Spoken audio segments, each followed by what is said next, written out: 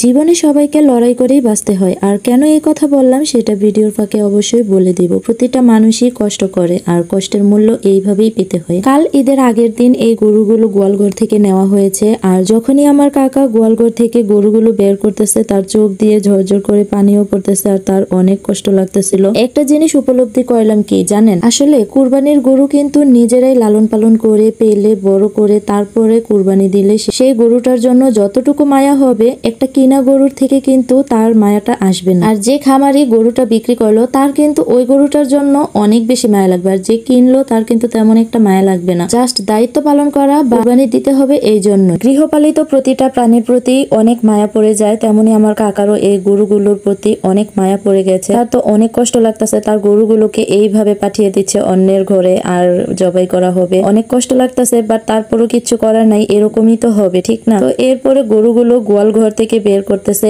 আর এই গরু দুইটা কিন্তু কারো কথাই শোনে না, আমার কাকার কথা খুব ভালো শোনে। আর তারপরেও গরু তো গরুই, ঠিক না? একটু সাবধান হলেও ভালো। আসসালামু আলাইকুম, ঈদ মুবারক, ঈদ মুবারক, ঈদ মুবারক। সবাই কেমন আছেন? আশা করি আল্লাহর অশেষ রহমতে অনেক ভালো আছেন। আমরাও অনেক ভালো আছি আলহামদুলিল্লাহ। আজকাল ঈদের আগের দিন গোয়াল ঘর থেকে গরুগুলো নেওয়া হয়েছে আর সেই ভিডিওটাই আপনাদের সঙ্গে শেয়ার করে দিলাম। তারপরেও আমার কাকা তেমন একটা সাবধান ছিল না, আর গরুর প্রতি ছিল তার অগাধ বিশ্বাস। গরু নাকি তাকে কিচ্ছুই বলবে না। গোয়ালঘর থেকে গরু যখন বের করতেছিল আমরা সবাই আল্লাহকে ডাকাডাকি শুরু করছিলাম, আর ভয় হচ্ছিল যেন কারো কোনো ক্ষয়ক্ষতি না হয়। তো মাশাআল্লাহ, আল্লাহর রহমতে গরুটা কিন্তু ভালোভাবে যারা কিনেছে তাদের বাড়িতে পৌঁছে দেওয়া হয়েছে। আসলে গৃহপালিত পশু বলে কথা, অনেক মায়া পড়ে গেছে। যতই কাকা পালুক মাঝে মধ্যে একটু চোখে তো দেখেছি। আর এই দেখেন গরুটা যারা কিনেছে তাদের বাড়িতে নিয়ে যাওয়া হচ্ছে, আর আমার কাকাই নিয়ে পৌঁছে দিয়ে আসছে। আর এই গরুটা কিন্তু মাশাআল্লাহ অনেক বড় ছিল, আর আপনারা তো ভিডিওতে দেখেইছেন গরুটা কত বড় ছিল। যখন গোয়াল ঘরে ছিল তখন কিন্তু বোঝা যায় না